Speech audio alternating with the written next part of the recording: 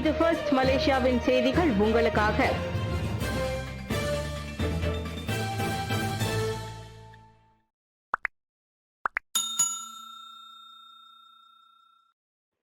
உளுதிராம் police நிலைய சம்பவத்தை எளிதாக கருதக்கூடாது. நாடு அமைதியான சூழ்நிலையில் இருந்தாலும் உளுதிராம் போலீஸ் நிலையத்தில் நிகழ்ந்த சம்பவத்தை எளிதாக கருதக்கூடாது என்று துணை பிரதமர் டத்தோஸ்ரீ அகமது சாகித் ஹமீதி தெரிவித்தார். அதிர்ச்சி அளிக்கும் இதுபோன்ற சம்பவங்கள் மீண்டும் நிகழாமல் தடுக்க அரசு மலேசிய போலீஸ் படை, PDRM, தேசிய பாதுகாப்பு மன்றம், MK எனும் தீவிர முயற்சிகளை மேற்கொண்டுள்ளதாக வேண்டும் என்று அவர் கூறினார்.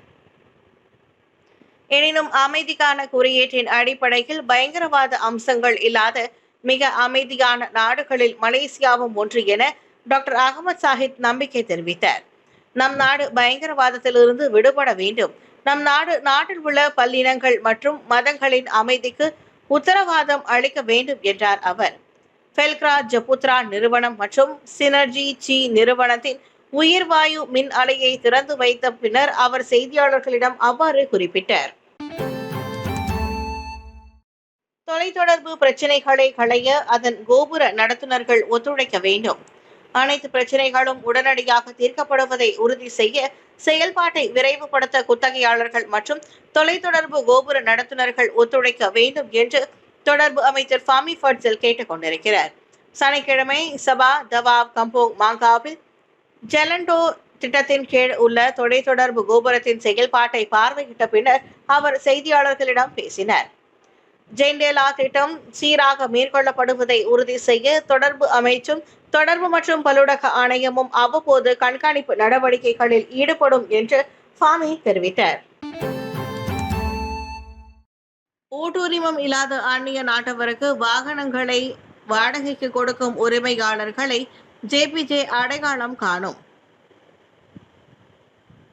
வாகன ஓட்டுநர் உரிமம், வாகனமும் காப்புறுதியும் இல்லாத அந்நிய நாட்டவர்களுக்கு தங்களின் வாகனங்களை வாடகைக்கு கொடுக்கும் அதன் உரிமையாளர்களையும் நிறுவனத்தையும் சாலை போக்குவரத்து துறை அடையாளம் காணவிருக்கிறது.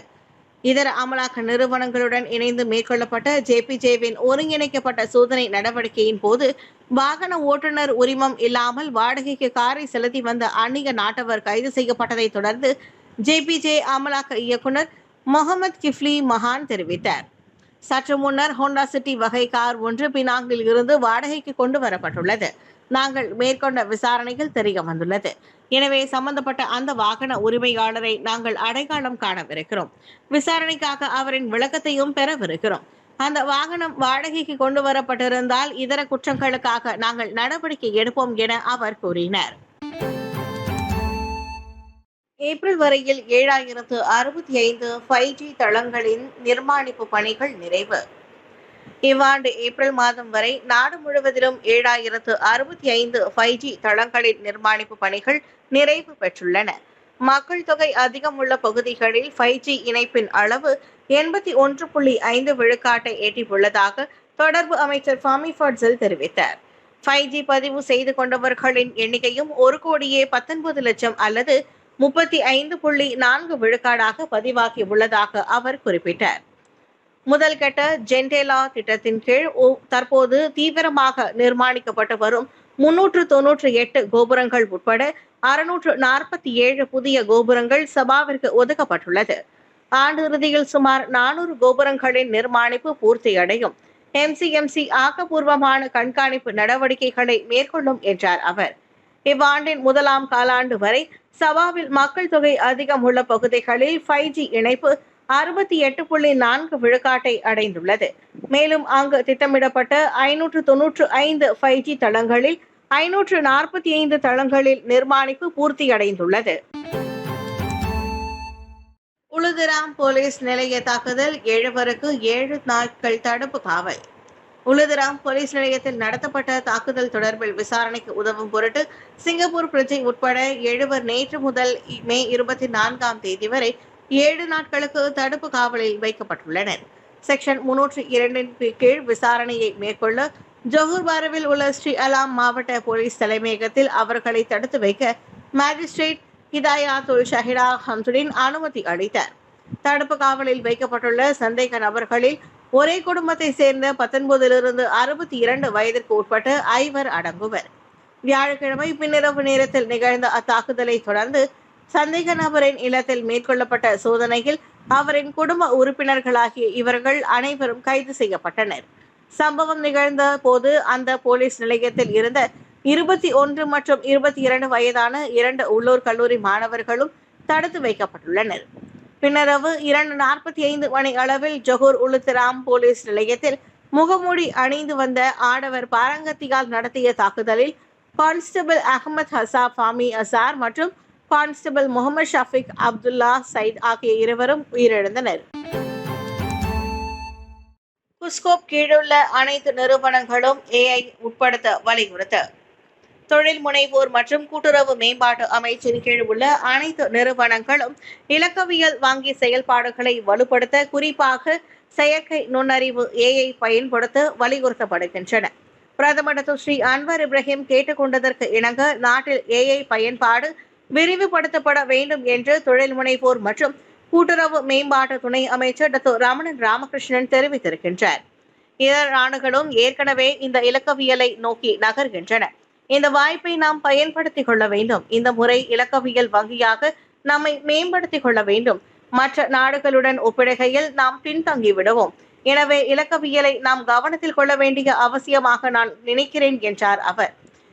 நேற்று கோலாலம்பூரில் நடைபெற்ற பேங்க் ராக்கெட்டின் 2024 ஆண்டு கூட்டத்தை தொடங்கி வைத்த பின்னர் செய்தியாளர்கள் சந்திப்பில் ரமணன் ராமகிருஷ்ணன் இதனை தெரிவித்தார். ஆட்கடத்தல் கும்பல் நடவடிக்கை 8 வங்காளதேச ஆடவர்கள் கைது. ஆட்கடத்தல் கும்பலின் நடவடிக்கையை முறியடித்து 8 வங்காளதேசிகளை குடிநுழைவுத்துறை கைது செய்துள்ளது. கோலாலம்பூர் ஜாலான் சுல்தான் இஸ்மாயிலில் உள்ள ஒரு குடியிருப்பு பகுதியில் மேற்கொள்ளப்பட்ட சோதனை நடவடிக்கையில் அவர்கள் கைது செய்யப்பட்டதாக ஜிம் தலைமை இயக்குனர் டத்தோ ருஸ்லின் ஜூசோ தெரிவித்தார். சோதனை நடவடிக்கையின் போது சந்தேக நபர் ஓட்டி சென்ற காருடன் தங்களது தரப்பு மோதியதை தொடர்ந்து வாகனத்தில் 2 சட்டவிரோத வங்காளதேசிகள் இருந்ததாக கண்டறியப்பட்டதாக ருஸ்லின் ஜூசோ கூறினார். மலேசியாவில் வசிப்பதற்கு அங்கீகரிக்கப்பட்ட பயண ஆவணங்களை கொண்டிருக்காத மேலும் 5 சட்டவிரோத வங்காளதேசிகளை அதிகாரிகள் கைது செய்திருக்கின்றனர். அதோடு 10 வங்காளதேச கடப்புதழ்கள், 3 கை தொலைபேசிகள், 500 ரிங்கிட் ரொக்கத்தொகை மற்றும் சம்பந்தப்பட்ட குடியேறிகளை ஏற்று வந்த கார் ஆகியவை பறிமுதல் செய்யப்பட்டன. 2007 ஆண்டு ஆள் மற்றும் புலம்பெயர்ந்தோர் கடத்தல் தடுப்பு சட்டம் ATIPSOM பிரிவு 26A-வின் கீழ் அவர்களுக்கு போக்குவரத்து வசதி வழங்கிய நபரும் கைது செய்யப்பட்டார். மர்டோனாவின் தங்கப்பந்து கோப்பை ஏலம் விடப்படும். 1986 ஆண்டு உலகக்கிண காற்பந்து போட்டியில் டியாகோ மராடோனாவிற்கு வழங்கப்பட்ட தங்கப்பந்து கோப்பை பல ஆண்டுகளாக காணாமல் போயிருந்த நிலையில் அது தற்போது கிடைத்துள்ளது.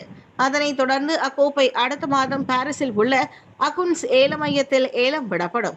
இவ்வார தொடக்கத்தில் மரடோனாவின் வாரிசுகள் அந்த பந்து கோப்பை திருடப்பட்டதாகவும் ஏலத்தை நிறுத்துவதற்கு வழக்கு தொடுக்கப் போவதாகவும் தெரிவித்திருந்தனர். இருப்பினும் அகுன்ஸ் ஏல மையத்தின் முடிவில் இதுவரை எந்தவொரு மாற்றமும் இல்லை. 1986 ஆண்டு மெக்சிகோ சிட்டியில் நடைபெற்ற இறுதி ஆட்டத்தில் மேற்கு ஜெர்மனியை 3-2 என்ற கோல் எண்ணிக்கையில் வென்ற அர்ஜென்டினாவின் கேப்டனாகவும் மரடோனா பொறுப்பேற்றிருந்தார்.